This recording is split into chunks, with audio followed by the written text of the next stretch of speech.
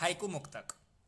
देखिए, जैसे मुक्तक किसी भी छंद में या किसी भी मीटर में लिखा जा सकता है, उसी तरह ये हाइकू विधा में भी लिखा जा सकता है। मुक्तक किसी छंद में लिखने के बारे में, जैसे दोहा मुक्तक लिखने के बारे में मैं बता चुका हूं। उसमें दोहा के शिल्प का उपयोग और मुक्तक के शिल्प का उपयोग दोनों होते हैं। इसमें भी वही बात है, हाइकू और मुक्तक के नियम दोनों का इसमें पालन करना पड़ेगा। देखिए, अब यहां देखिए, यही होता है हाइकू मुक्तक का फॉर्मेट। ये 4 पंक्तियां हैं, अ ब स द। पहली पंक्ति, दूसरी पंक्ति, तीसरी पंक्ति, चौथी पंक्ति। इनमें मुक्तक के नियमों के अनुसार 4 पंक्तियां तो हो गई। अब ये पहली दोनों पंक्तियां समतुकांत रहेंगी, चौथी पंक्ति भी इसी से तुक मिलाएगी और तीसरी पंक्ति अतुकांत रहेगी। ये मुक्तक का नियम है। अब ये 5 7 5 जो आप लोग सभी में लिखा हुआ देख रहे हैं, ये हाइकू का नियम है। तब तो हाइकू का मुक्तक बनेगा। जैसे दोहा मुक्तक के लिए हम लोग दोहे का शिल्प का पालन करते हैं, 2 दोहे लिखकर एक हाइकू मुक्तक बनाया जाता है। इसी प्रकार 4 हाइकू हम लिखेंगे, एक लय में लिखेंगे, एक विषय पर लिखेंगे और मुक्तक को मुक्तक के नियमों का सम्मान करते हुए पूरा करेंगे। 5 वर्ण यति, 7 वर्ण यति, फिर 5 वर्ण एक हाइकू, 5 वर्ण 7 वर्ण 5 वर्ण दूसरा हाइकू। इस तरह से 4 हाइकू लिखेंगे। चारों हाइकू स्वतंत्र रहेंगे, लेकिन एक विषय पर चलेंगे, क्योंकि मुक्तक में एक ही विषय होता है। कोई एक विषय पर एक मुक्तक लिखा जाता है।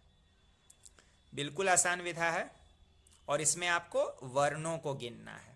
हाँ, एक बात और है जो अभी मैं उदाहरण दिखलाने के बाद आपको बताऊंगा। आइए अब उदाहरण देख लिया जाए। अब आप लोग यहां देखिए, हाइकू मुक्तक का उदाहरण। मैंने जो भी नियम बताए अभी, वो सब यहां पर आप लोग देख पा रहे हैं। 4 हाइकू हैं, पहला, दूसरा, तीसरा और ये चौथा। अ ब स द जैसे करके मैंने अभी बताया, तो ये 4 पंक्तियां हो गई। तुकांतता देखिए, बनता, मिलता, जमता। तो यहाँ अता ध्वनि से मैंने तुक ले लिया, जो हिंदी के हिसाब से बिल्कुल सही है। अब इसमें पाठ करिए। शब्द मिलते हृदय जगमग गीत बनता, काव्य कौशल सरल सुखमय मीत मिलता। लेख नीमन जगत उपवन मेल करते, चेतना दृग सतत अनुभव रंग जमता। 3 2 3 5 यति, 3 4 7 यति, 2 3 5 2 3 5 3 4 7 2 3 5 3 2 5 3 4 7 2 3 5 3 2 5 3 4 7 2 और 3 5, यानी 5 7 5 का क्रम। ये 5 है, ये 7 है, ये फिर से 5 है। तो ये तो हो गए। अब इस सब में आपको पंक्तियां अगर थोड़ी ऐसी लग रही है कि शब्दों को वाक्य की तरह नहीं लिखा गया है, तो देखिए, इसमें हाइकू के नियमों का भी पालन जरूरी है।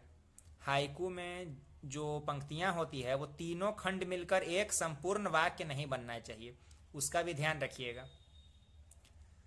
अब तो ये हो गया, आप लोगों ने देख लिया। अब एक और बात का ध्यान जिन लोगों ने दिया होगा, जो मैंने अभी कहा कि पहले उदाहरण दिखला लूं, फिर आपको बताऊंगा।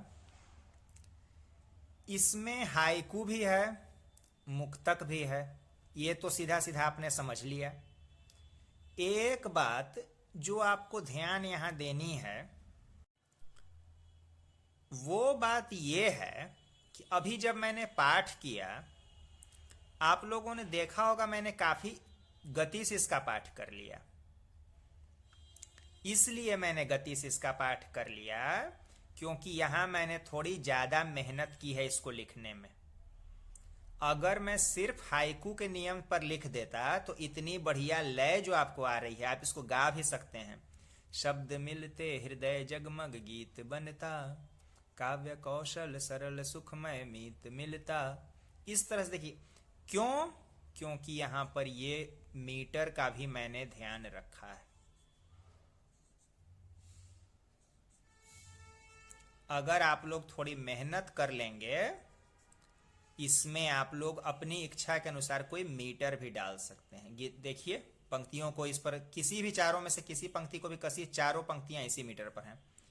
शब्द मिलते हृदय जगमग गीत बनता, काव्य कौशल सरल सुखमय मीत मिलता, लेखनी मन जगत उपवन मेल करते, चेतना दृग सतत अनुभव रंग जमता।